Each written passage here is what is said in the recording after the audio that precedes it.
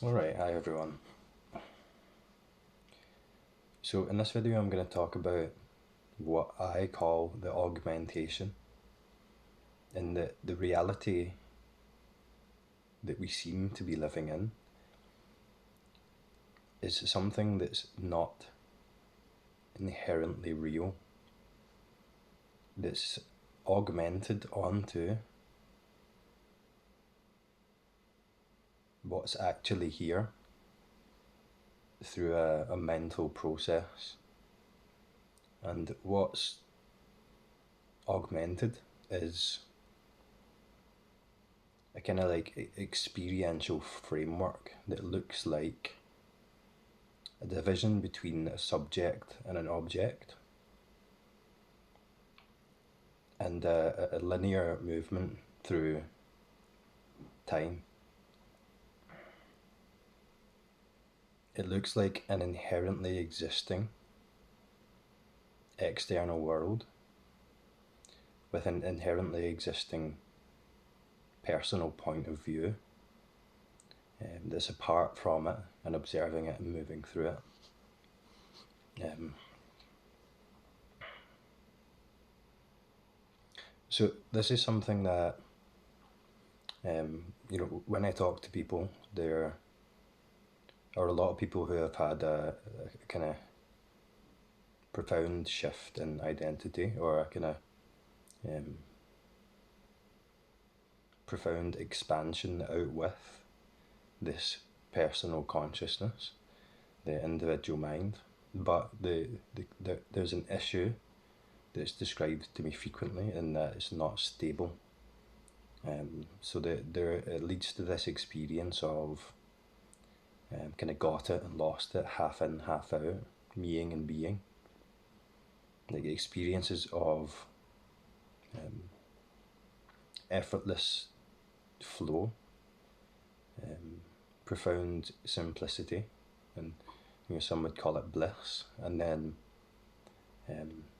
what seems to be the opposite of that, which is a kind of struggling, an experience with an identity struggling with an experience apart from it, an identity struggling it to relate to, or in its relationship to an external world. So what I'm about to describe, it might not, it may seem interesting, but there are a lot of people who are watching um, might have the experience of it doesn't seem relevant, um, it doesn't seem interesting, it doesn't hold attention, what I'm about to describe. And the reason for that is that there is this function which is like a kind of built-in aversion to the sense experience, and that happens by assuming this subjective position in mind, kind of occupying that, and attention is kind of restricted and funneled into this subject-object experience, and the result of that is that attention can't be maintained or relaxed into the immediate sense experience for any kind of period of time. So there's this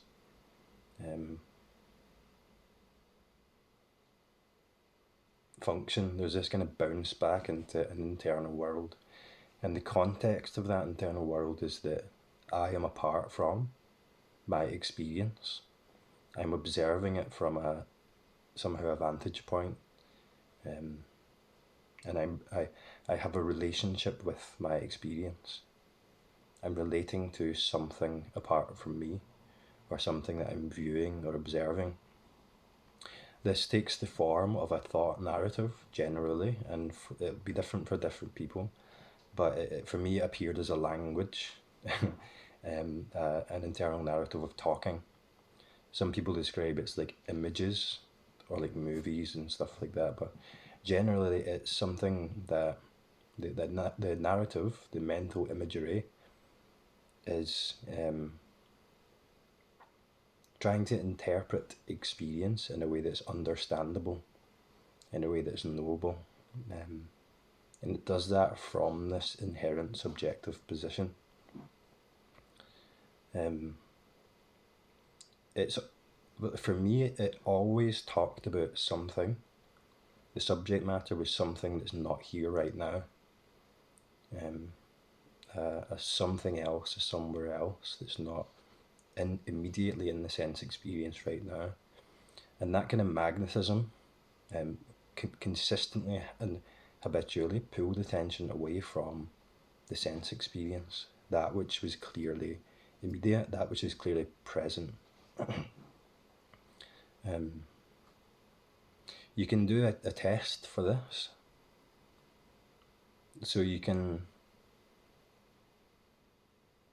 choose something in your field of vision. Open your attention up to what's actually here in the visual sense, and choose a part of it, choose an object. And we'll make the conscious decision now that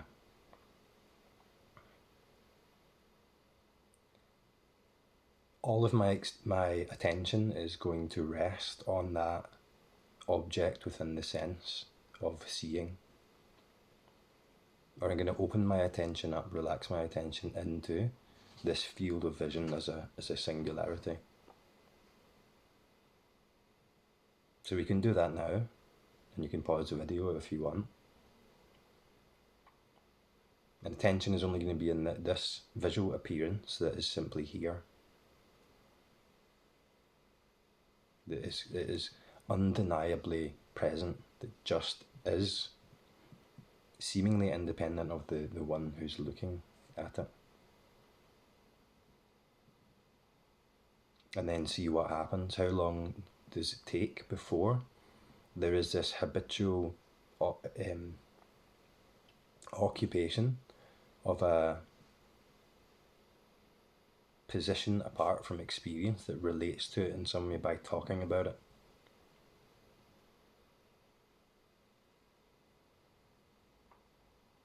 That something starts describing what's going on, or monitoring what's going on, or talking about it, relating to it, that in a way that's understandable, in a way that can be framed in a way that it makes sense. Or it even starts talking about something else. And you know, this is like, for this that I'm going to point to now, right? There seem to be a couple of ways that this presents itself, right? You move your attention to the visual field, and you make the conscious decision that I'm going to keep it there. This visual field is going to be the most interesting thing, and I'm going to relax my attention into it, and then wait. So it can happen two ways, or like, just to categorize it for the sake of speaking. For me, it happened in two ways. I saw the thought coming in real time whilst my attention was in the visual field.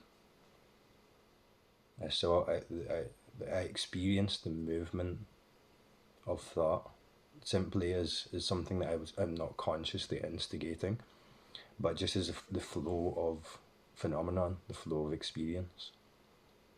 The visual field remained simply there. There was an attention in that visual sense, and this thought can appear like a background thing. Like certainly there, but not findable. Ethereal and ghost-like, happening on its own. Because I've made the decision to put all of my attention into the visual sense. There's no need for thought, but the thought appears, it happens on its own.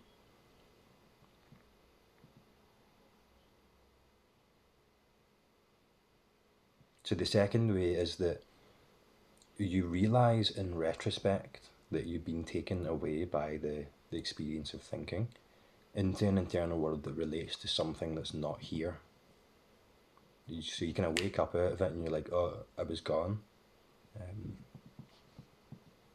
I remember I made the decision to keep my attention in the senses, and it can happen both ways depending on whatever.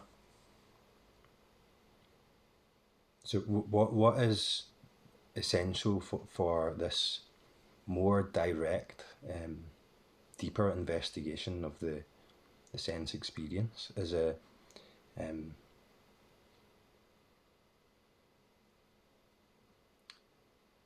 how would you describe this? Through practice, so to speak, through insight, through realization, that function has come into awareness such that it doesn't have the ability to suggest with reality that you have to follow its narrative. That function that seems to take awareness away from the senses into an internal world um, has been allowed to, through practice, through being aware of it, through inquiry or meditation, it has been allowed to relax such that attention can be maintained in the sense experience for more than 5 seconds. For not for a period of time, because this doesn't appear in time, but the suggestion of time has diminished. The suggestion that the power of that function has diminished.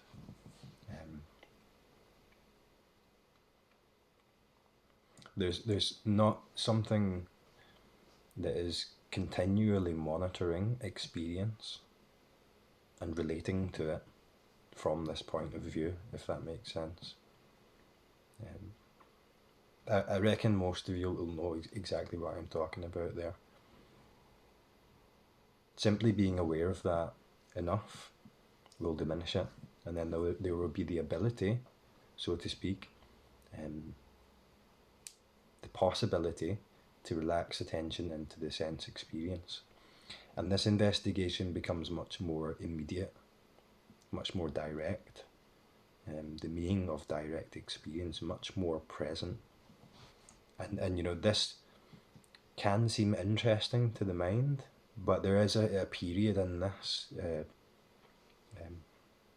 process or path or whatever you'd like to call it, where this just simply isn't interesting.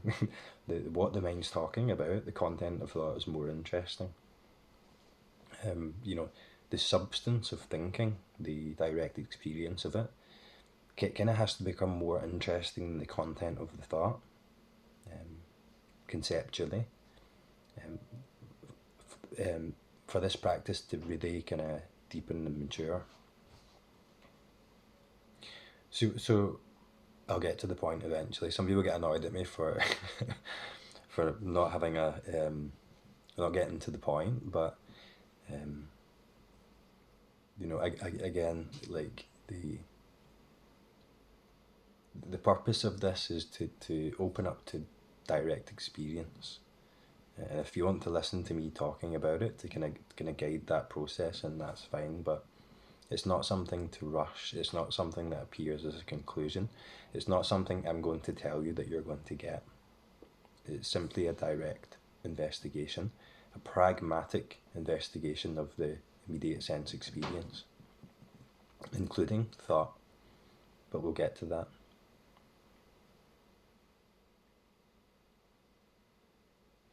So the purpose of this, so to speak, is that this meaning and being, this back and forth, this seeming instability, the experience of there being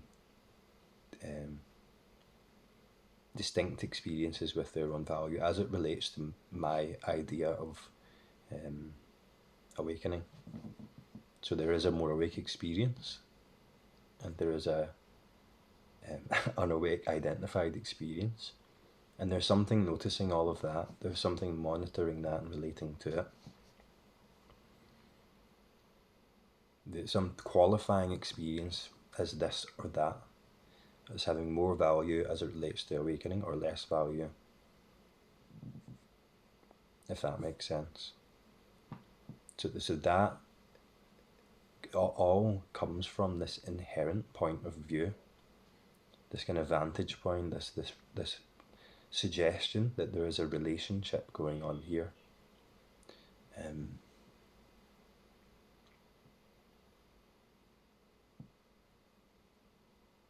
The the implications of this look like this or that from my point of view. I, I'm subjectively qualifying things as objects in time or behavior or thought or whatever.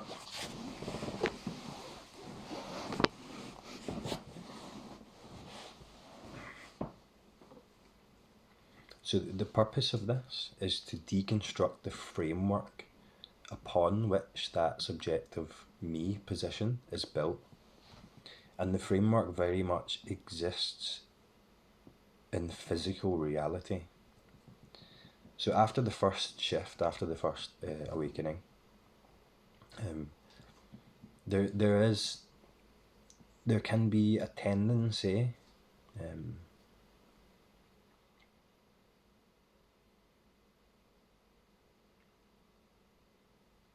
how do I put this? For me, there was a very subtle something elseness. There was a very subtle duality, a subtle point of view that manifested in experience as, when I qualified it with thought to talk about it, it felt distinct, but it manifested as all of this is a dream appearing in one mind. The non-dual mind, this is a dream. It's unified by the quality of this dreaming. There is something here that is static, that doesn't move, and that is the background upon which experience appears and disappears. And it's appearing and disappearing into something inherent, something that's actually there, if that makes sense. This will get very obscure right now, and it'll be difficult for me to talk about. Well, not difficult, but language will start failing now. Some people will very much defend this, and I know exactly why that's the case. This substratum, this screen, or this background, or this dreaming mind, and it will take the form of awareness or knowingness or something like that. There's the ability, if we really pay attention to it, there's the ability to frame it in a context, as a context to it. It can almost satisfyingly, if that's a word, be described. There's a context in it, there's an understandableness to it. It can be satisfying in a way from that subjective point of view. And there's kind of like a leaning back away from the sense experience into this context. I described it before as a dissociation into this which is unified by something. That something's not actually here. It's not, distinct, but it's there in the background, if that makes sense.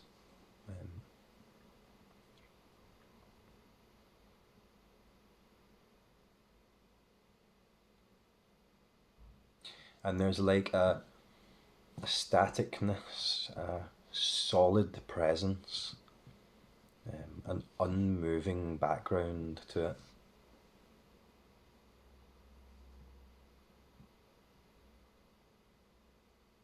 It's like a singularity.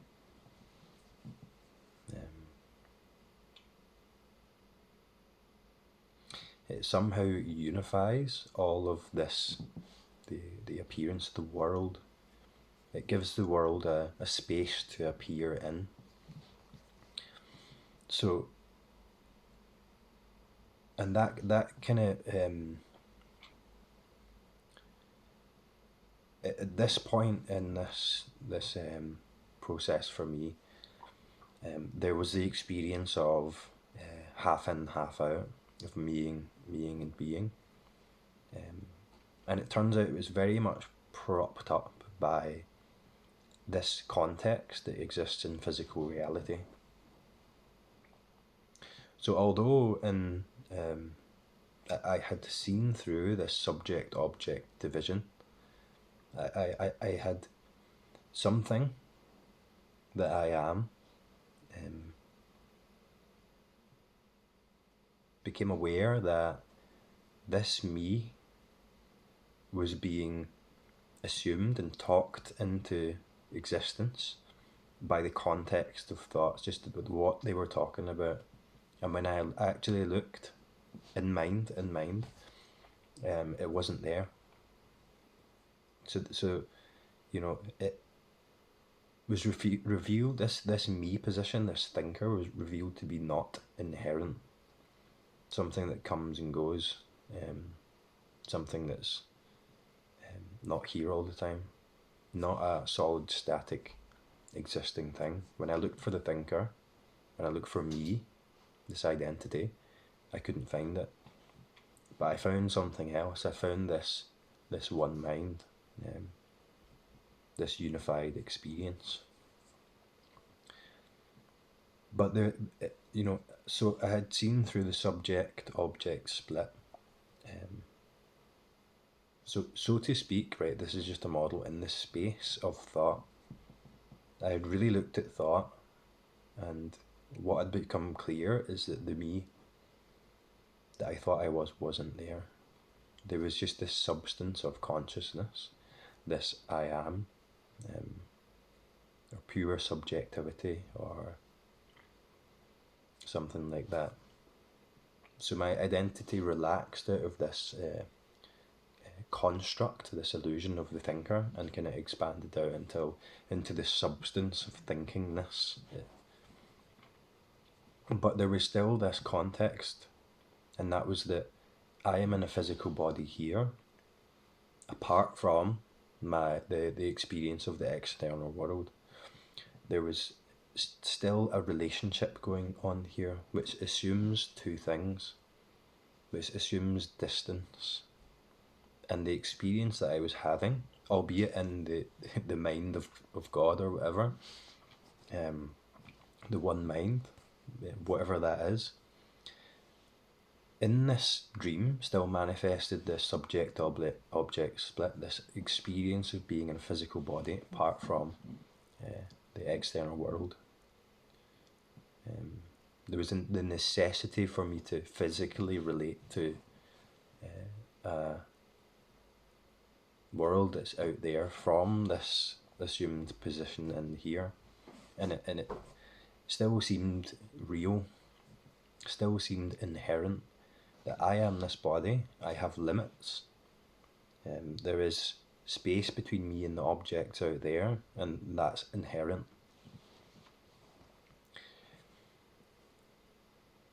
Investigating the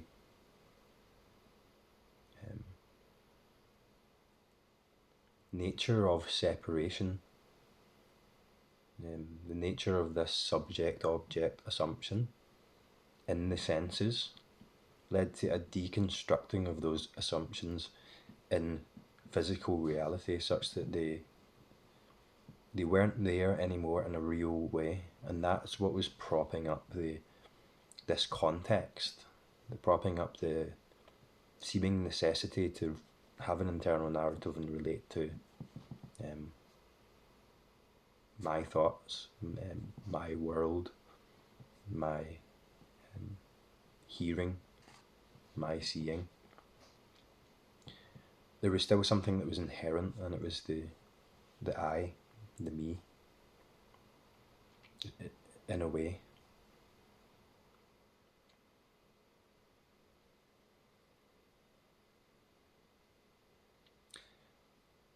This this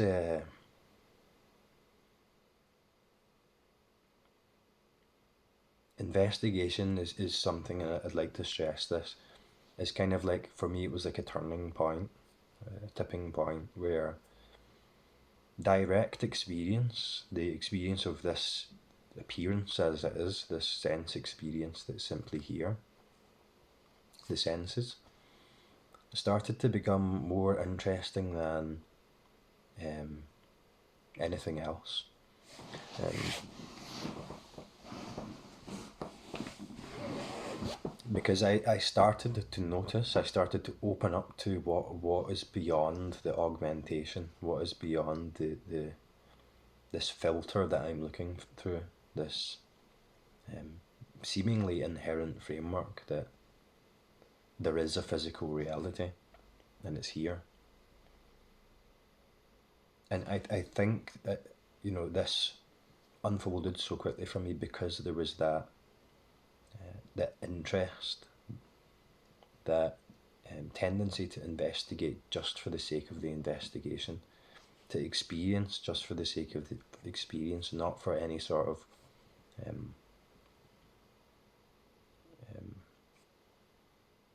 product or um, fruition or gain or anything like that. It just became an immediate exploration of the sense experience that's simply here. And I started to notice that the assumptions of separation, and that this happened in the visual sense for me first. The assumption of separation in the senses started to become flimsy. Something started shining through all of the objects and the external world, and the sound and the physical sensation. Something started to shine through that was very familiar in a way, but clearly not knowable from any sort of subjective point of view as an objective experience, obviously, because we're looking at some whatever it is that's here that doesn't exist in that subject object relationship, that is simply here but is constantly moving and morphing and changing, that can't be captured, can't be understood, can't be comprehended whatsoever, that is too free for all that. It started shining through, and it was so mysterious, so familiar, so scary, so interesting, so captivating that the investigation was something that became kind of like a hobby. I say this a lot. It's like something that is enjoyable to do just for the sake of doing it alone. Enjoyable to experience just for the sake of experiencing alone. Not looking to get anything out of it, like I said. And I started to notice some things about the appearance of an outside world. I remember, and this has always kind of stayed with me, that Eckhart Tolle said something like, when you appreciate a flower, the flower doesn't have eyes, it can't see. So the flower appreciates its own beauty through your sense faculties. It sees itself. And that might start sounding ridiculous for some people, or uninteresting. But I remembered that he said that, and that just opened something up. That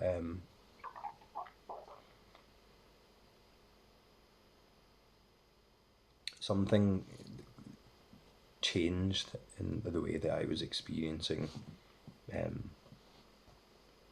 the senses, the visual sense particularly. So I just started to actually look, because there was now the ability, or you know, a bad way of describing it, there was the opportunity to actually open up attention to the visual sense and really look at what's there without continually being distracted by thought.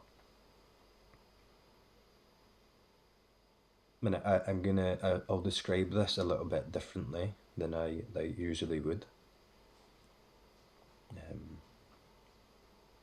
And I feel everything that I've said so far is relevant for me.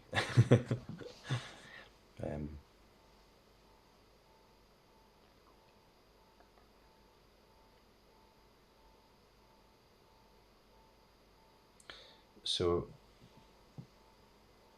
I noticed that objects, and you can do this with me,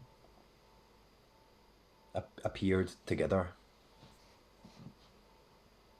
in the seeing, in the awareness that I am. The visual senses, this is an appearance of awareness, an appearance of presence. From the point of view of awareness, everything appears together. It's kind of like this non-dual singularity. You can't find limits to it, this way or that way. They're just not there. You can't find limits to it forwards or backwards. There can be the appearance of distance, but there isn't a limit to it. And everything appeared together. So what seemed like an inherent object that was apart from the environment and just existed there, I noticed that it could never be seen by itself. It could never be apart from this unified appearance.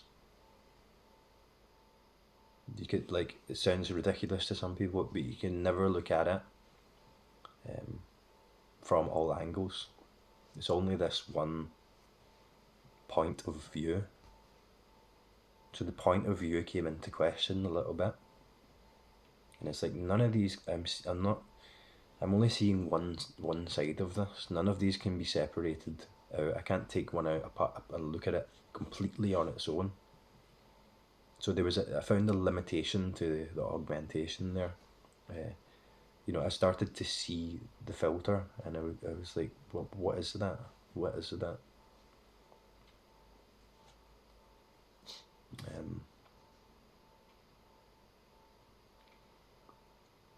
So I noticed, this is just a way of describing this, I noticed that awareness, like I said there, doesn't know distance.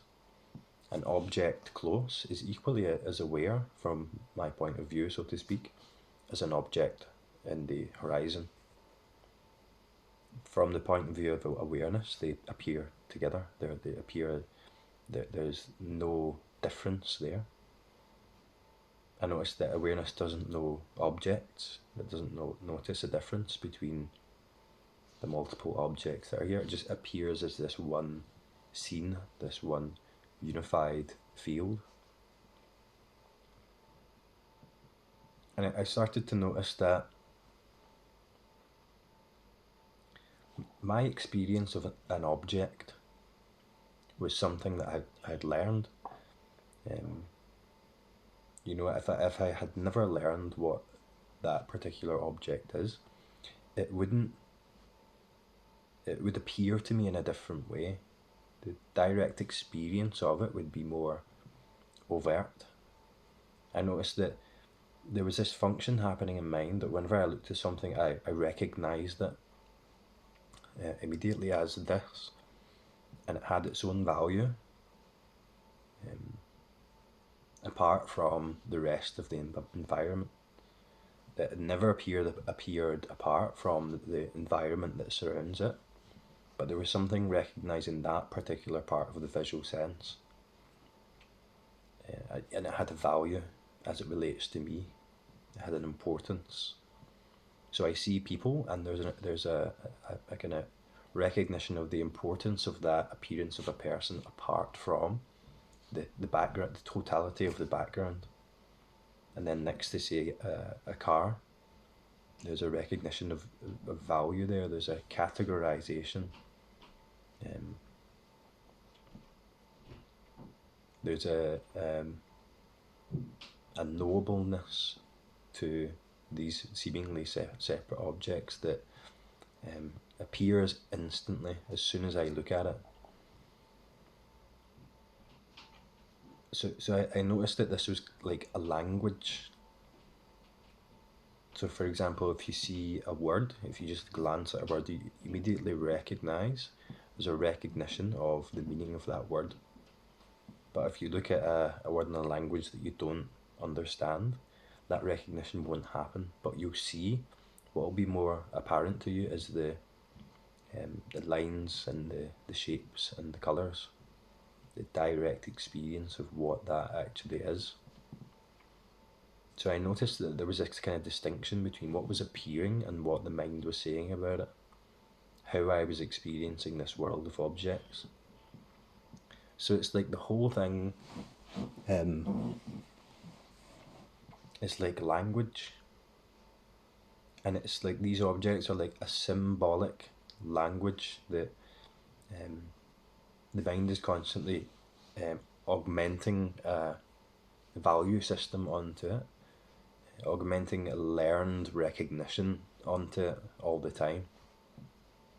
So I started to see the world of form, the world of objects, as a language. The environment talking to me, and that assumed that a relationship between me and that, an apartness, a distance, a separation.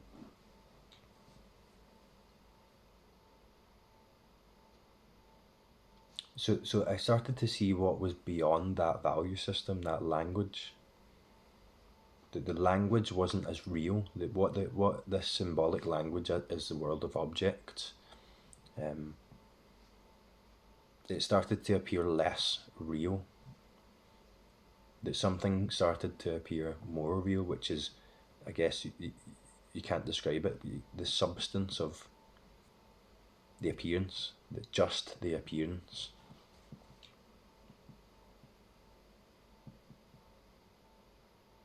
I love this part. It's so bizarre, so interesting, so captivating.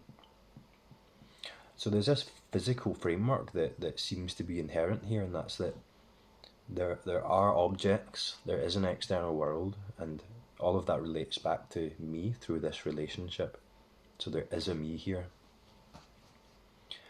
I started to notice that, there was, with these symbolic appearances, these objects,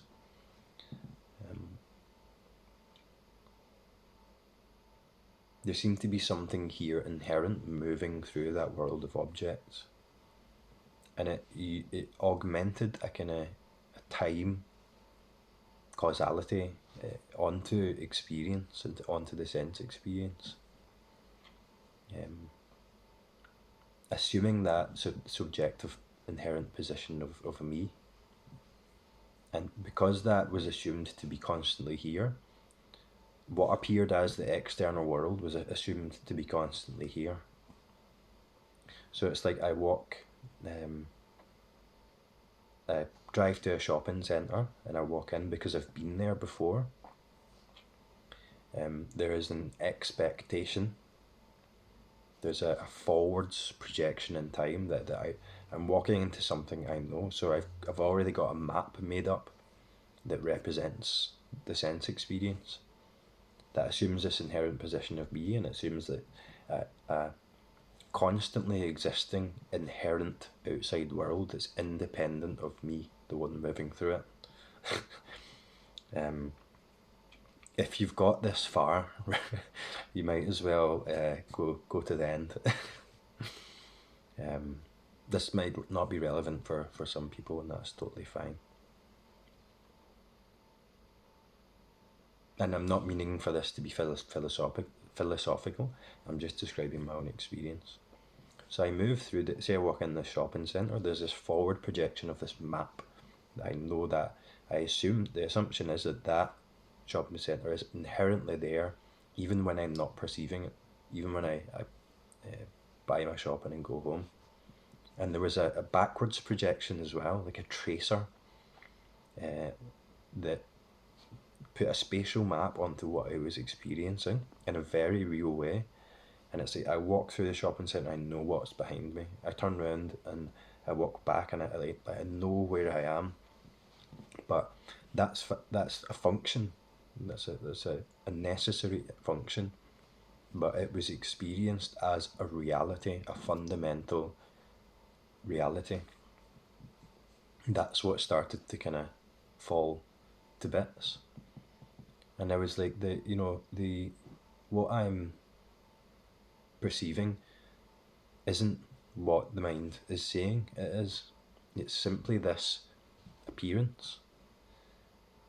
So it started to appear like the appearance, not like kind of like the world was moving through me, and this point of view was more inherent in the external world, and it's like when I'm not perceiving it, it's not there. But then even the point of view started to fall to bits, and it's like there isn't even anything moving. There is just a constantly changing zero-dimensional appearance that sometimes appeared flat. It doesn't actually have dimensions to it. It doesn't actually have a point of view here in it, inherent, that imputes distance, and that is constantly generating from that point of view this spatial map that interprets an external world. So it started to appear like, I've described this before, like is it convex or concave? I can never remember. A curved bowl like lens, like a fisheye lens.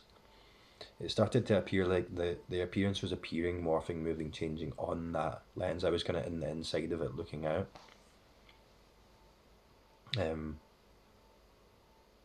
But there was still this inherent position of something observing all this, of something consistently and inherently being here as this appearance moved and morphed and changed, that was real. So the language started to fall apart. The language, the reality of it was just seen as language, as symbols, the world of objects, and they were united by their substance, awareness, so to speak. And the reality of that spatial map started to fall to bits, and it was like, I can't even describe it. That this was all there is. There isn't an inherently existing world that stays out there when I walk away. The mind argued with this, but my experience wasn't that, and it seemed too stupid simple and overlookable. But there was no, in my experience directly, there was no inherently existing world that when I leave that shopping centre, it's still there. Again, that will sound ridiculous to the mind, but the mind can't understand this. It can only understand its own terms. It can only understand something it can relate to from this subjective point of view as an object, as something understandable.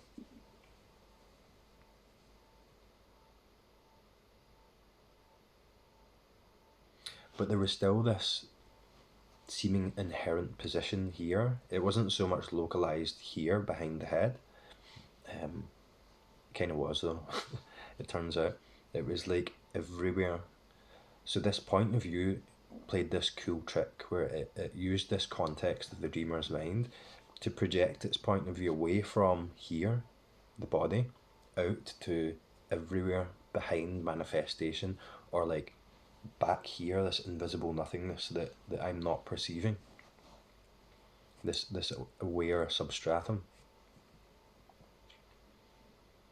So then it got really weird, and I started kind of leaning into the sense experience by looking at where is the separation here. This is the coolest bit. This is the most incredible experience I've ever had, and I'm still having. It's untouchable by the mind, so profound, yet so unremarkable at the same time, because the mind can't see anything about it really. That I noticed that there was still this assumption of distance. I seemed to be looking across this space from here to there, and this relationship was forming between my experience and me. The appearance, the form, the manifestation, and the awareness of it. And it was all to do with this distance. And I simply noticed that the space in between, from my point of view, simply isn't there. Again, that might sound ridiculous, it's invisible. My mind argued with this as well. But it simply isn't there. So that brought into question, like, so what am I that's looking?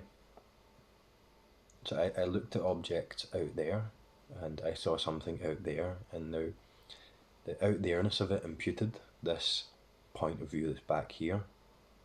So I looked at the object, and then kind of moved my attention out to the object, and then looked back from the object. Because at this point I felt like what I am is out there, it's all of this, it's a dreamer's mind. I looked back from the object straight back like this, and to see where does my looking start, where does my visual sense start. The obvious assumption from the mind would be my eyes.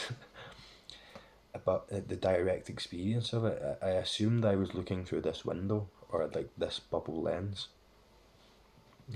I assumed that me, what I am, in a way, stopped here. Because I see the appearance of other people, and the way I recognise them is that they stop at their limits physically. They stop at the limits of the body, and the environment isn't what they are. But I assumed this stopping point, so I looked for it in experience, and I saw that it wasn't there. And when I saw it wasn't there, that relationship stopped in its reality. And it was seen that never really was inherently the way reality is, and it isn't a way. So the inherent realness of this subject-object relationship, the necessity for it, the framework that is propping up the sense of self, collapsed. And it's like there is no distance. It stopped making sense to the mind. The mind's kind of relaxed here. There are no objects. There is no world. There is no me looking at it in the seeing. Like the Bahya Sutta, only the seen. In seeing, only the seen. That's the only thing that's there. And it's not out there. So it's like the experience of being a physical body here, looking out at an external world, from this point of view, like through this window, or, there being something separate, this all just fell through, and it was clear, absolutely empty. And then I can't describe it, but these frameworks of I'm in a body, I'm looking from here, and my brain's recognizing this, and there's a relationship, and I know the only way I can know the world is through this relationship. That collapsed, and it became clear that was just a thought. like a spatial map, an assumption that I had learned, and it's like you kind of unlearned it. You can see that it came and went, it wasn't inherent, whereas before it seemed like it was inherent.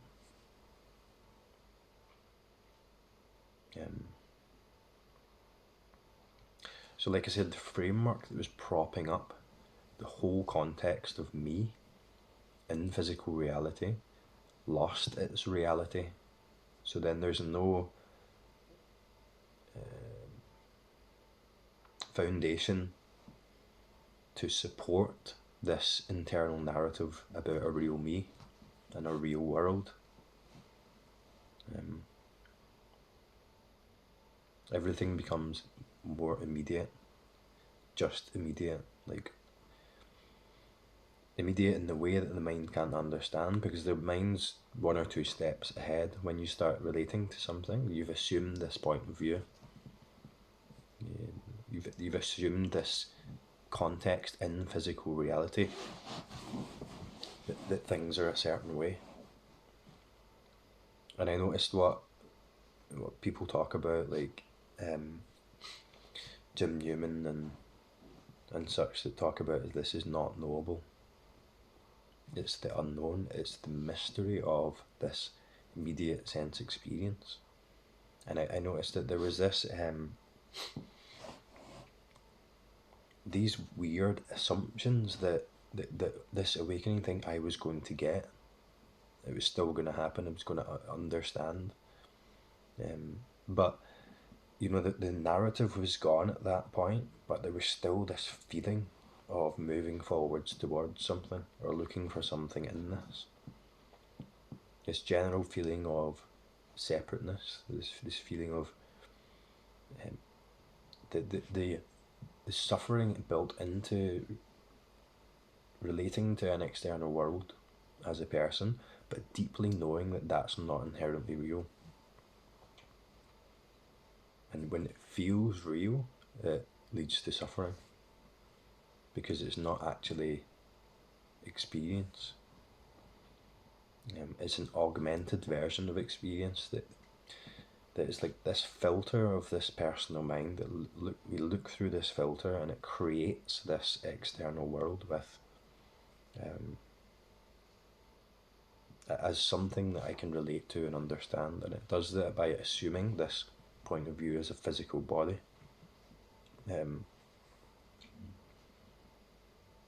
So then directly my experience of being in a physical body is being a discrete thing in here somewhere, collapsed. And it's like there is no need to contextualize this in any way with reality. And this is the bit that I maybe don't hear other speakers describe all too much. In that the augmented version of reality, the world of the known, as a thought, as a filter, as a mental construct, that function doesn't disappear. And that's a worry of some people, that you're not going to know where you are or what's going on, but the function continues to operate just as a thought function that's not inherent in experience. And because there's a clarity that it is a thought function, you, so to speak, can see through, or reality can see through that augmented version of reality, and there's an opening to what is here beyond that. And that's not something that can be described, but it's something that can be, so to speak, language failed, experienced. It can become clear.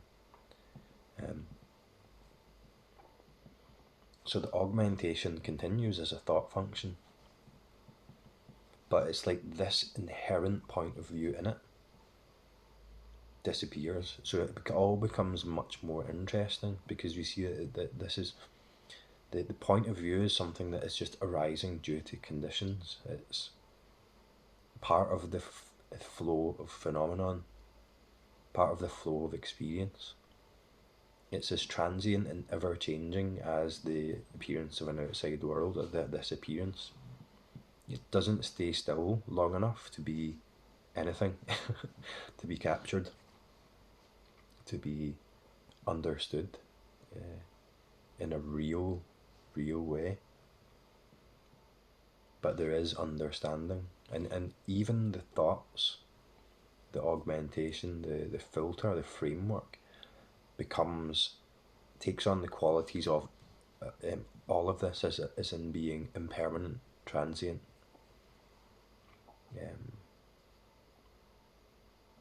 not inherent, constantly moving and morphing and changing. So in that it becomes as interesting as the appearance, because it is just part of the appearance. Um,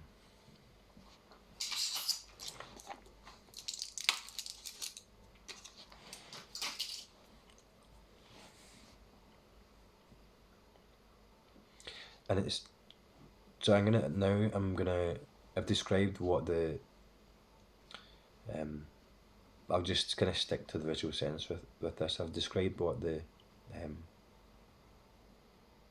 the assumption of separation in the visual sense. I've kind of walked through that. And if you're kind of following, then you'll likely be seeing through that, even if it doesn't appear obvious to you. Something is shining through, and it's not like it's recognized in that way because it's unknowable, because it's one step behind the mind, the personal mind.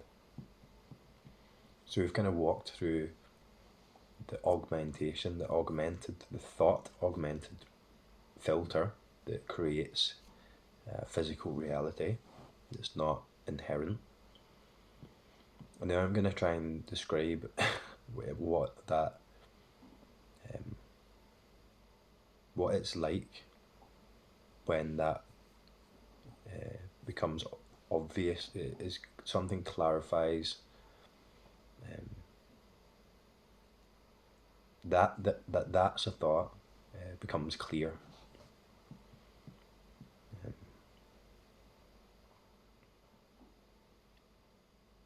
And I can kind of only half do this really, but it's incredible because see the augmentation is seamlessly integrated with the sense experience, the appearance.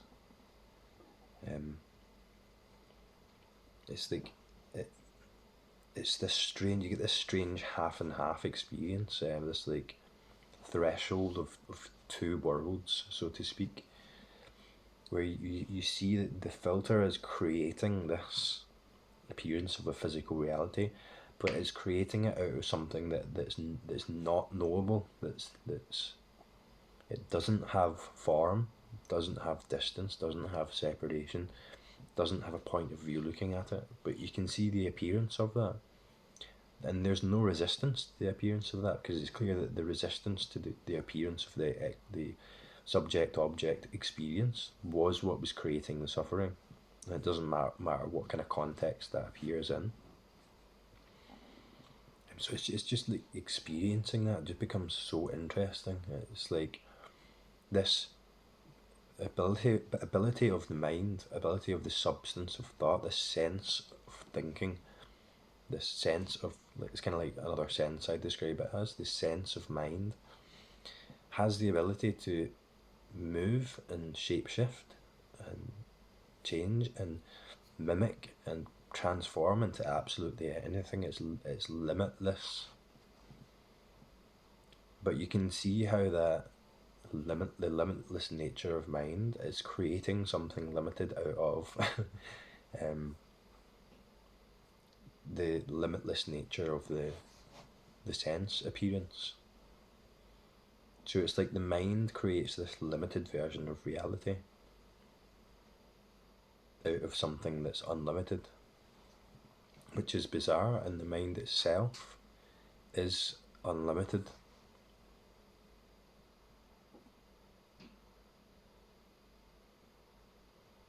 So it's this weird interaction, seamless interaction with this filter that we are looking through. This that is creating the form, and the formless nature of the mind, the thought, and the sense appearance. It's like nothing can be held on to. Nothing hangs about long enough to be grasped. Everything is impermanent. It moves and changes. It's not static. So the form, the appearance, the apparent physical nature of objects, that sense becomes infinitely alive, vibrant, beautiful. And you see that it has no inherent existence, and that, like I said, it's there and it's gone. There's nothing inherent about it. People describe this as a free fall. As experience becomes more direct, less and less of anything can be held on to, and the need to do that diminishes as well, because it's seen that nothing can be held on to. There's no point. There's nothing inherent here that's continuing to uphold that assumption in a real way. And you can see the tension that's in that, the unrest, the dis-ease, the suffering in that. So its reality falls out completely. And what it's replaced with is something that is too free to be real or a thing. And it's clear that there is no division between me and this. There is no relationship here. There's no separation. So if I could say I am something, or you couldn't say I am something, because what you are would be the totality of experience, everything that's the whole appearance. But the appearance continues to move and morph and change in a way that none of it is transient, it's ephemeral. None of it settles, none of it is there enough to be able to impute the inherent position of a separate self. And that leads to this great relaxation, that leads to what's called anatta in the Buddhist traditions, the realization of no self, which is a great simplicity, a great relaxation of that subject-object function, of there being an inherent thing here that's able to relate to and understand this appearance as a thing apart from it in a real way that disappears in its reality. There can still be a thought relationship with experience in a way as a function in order for this experience to interact with itself. But it's clear that's not an inherent reality. That this here point of view isn't something that's just here. It is the appearance, and the appearance never stops moving. So it's a great relaxation into just this sense, and it's one sense. There aren't divisions between the senses. There is no such thing as a hearer, but there's also no such thing as hearing, because that would have to be distinct from seeing, feeling, sensing. There's no such thing as a seer, a looker, but there's no such thing as looking, because that's a process. That's the basis for a relationship. There's just appearance. There's no such thing as a sensor, a feeler, that is limited to the boundaries of this physical body as something real. There's just sensing. And it's easy, this one's easy to see through if you have done some meditation inquiry. If you bring your attention to the body sense and then like move it to your limbs or your hands is a good one, and open up to the sensation. Focus on the sensation, not the map, the stopped here-ness of it, that this is an object. You see that the sensation extends beyond the limits of the object, such that the limits of the object are making no sense anymore. And the senses have no size or shape or dimension that are apart from anything else. So it's like this all bleeds into everything together. Or like there can be the experience of that, but it's like the framework falling apart. For me, it was like the world fell into my face, or I fell out of at this looking point, and they met as a singularity, as a non-dual, as non-dual infinity. And you see that this is all moving and changing. The augmented reality creates time, but it creates time out of that which is timeless. And the thought that creates it is itself timeless, is itself only appearing as one thought now. One thought that can't be held distinct apart from any of the other senses, because it's not. It's like if it's one, if it's really one, that you can't even count it as one because it's non-dual. So you can see how this leads to great relaxation of the seeking energy. And it's like this was always about appearance, sensing, feeling the senses, embodying the actual senses without the assumption of one here in a body.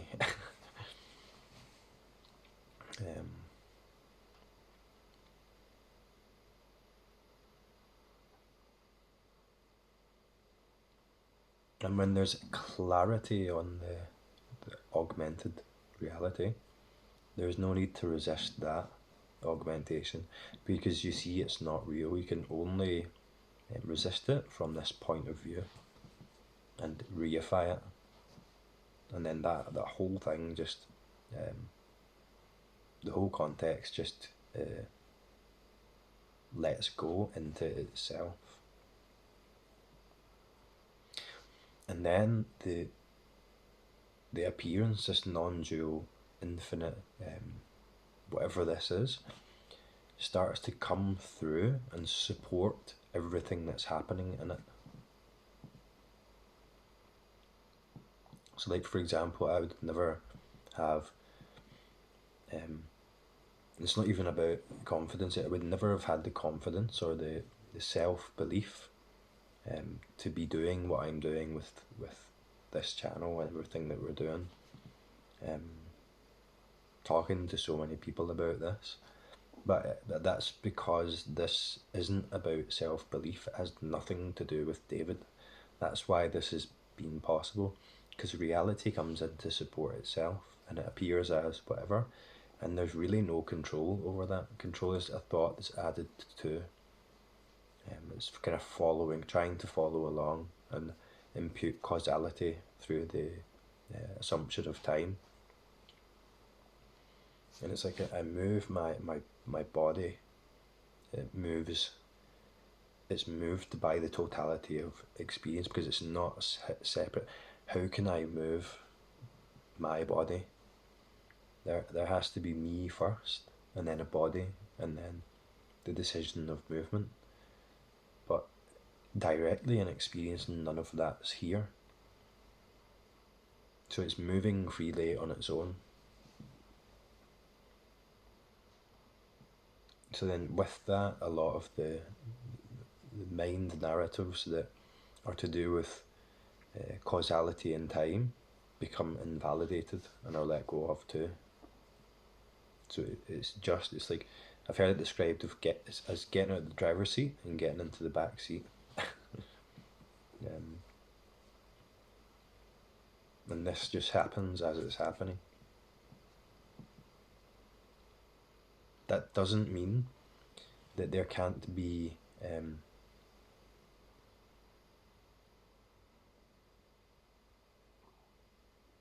Just because there's no doer, doing doesn't mean doing has to look like anything.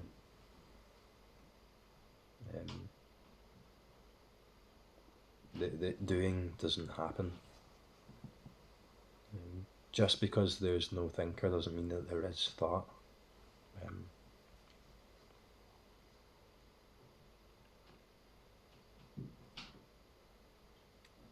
Or there's no thought, or thought has to look like anything. Just because there's no agent in the centre of this doesn't mean that there can't be action to improve in the relative. So it's like this doesn't mean anything. Sorry, I think the last few sentences probably didn't make sense. But it's like this anatta has no implications, doesn't mean anything. Doesn't mean it's going to look like anything, or my behaviour is going to look like anything, or my thoughts are going to look like anything specific. I mean, there's no correct experience. The correct experience is what's here already. So it doesn't mean like I realise no self, and then my behaviour is going to look like what I think the behaviour of a realised human being is going to look like. It just doesn't. It's a massive load off. It's again a relaxation into what is. Yeah, I'm getting tired now, so I'm the words aren't coming out as well. But yeah, I wanted to emphasise that this doesn't look like anything. So it doesn't mean that you can't take action to improve your life in the relative. It doesn't mean that doing doesn't happen because there's no doer. It doesn't mean that thought doesn't appear as a function because there's no thinker. It all still happens because there never was a self in the first place. So everything that's happened in your life happened in the absence, or my life, talk for myself, happened in the absence of an inherently existing self, and was inherently liberated anyway. And that looked like all sorts of mad nonsense. So this has no implications. It doesn't look like something specific. It can be recognised as enlightenment or whatever. Enlightenment looks from the at the ultimate level, what's here. It looks like what's here, and that's it.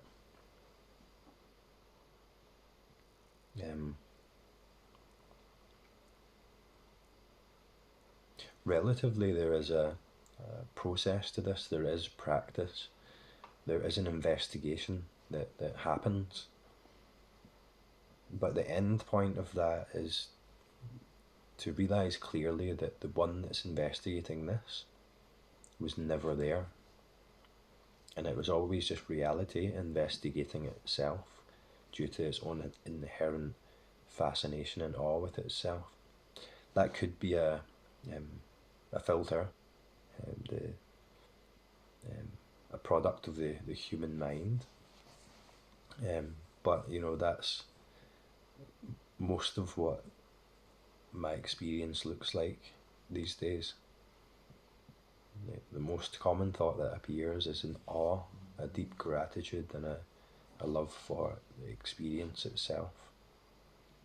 Like I was running through a daffodil field with my youngest son, and he's kind of pottering about, and sometimes moments just stand out. And he turned around and looked at me, and there was this incredible experience of bliss, and that he is me. He appears in my experience. The only experience I'm having of him is me, and reality is looking at itself, seemingly, but through this appearance, and it was so beautiful because it's like all of it is that experience immediately. There's no difference between me, the looker, and him, the appearance that I recognise as my son, or the environment, the surrounding background, or the sound that is simply here. It's just indescribable. You just can't describe the beauty of it and the awesomeness. I like that word, of it. It's just awesome.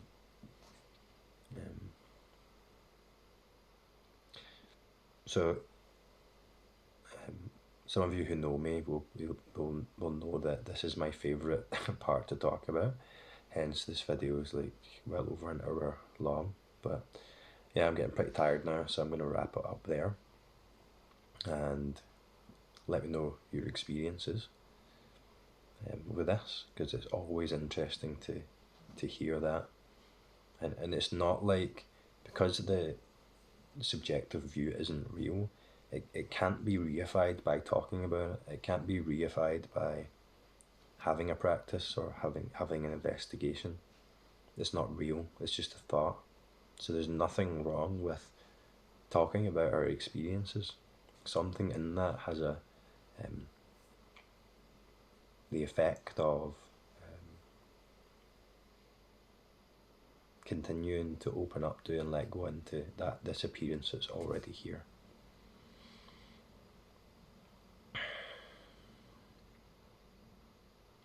So if you got this far, let me know in the comments, because that's good going, and that suggests that this has become interesting for you, and it could be interesting, could be intellectually, conceptually at some level, but really it becomes interesting at the experiential level, really interesting. And then you can let go of what I'm talking about completely, and you can let go of my videos and my channel, because it's not something you need. I appear in your experience, and that's just what's happening. And then we share this, and then it leads to an unfolding into what already is, which doesn't need to be understood, but doesn't exclude understanding. Anyway, that's all for now, and I'll talk to you next time.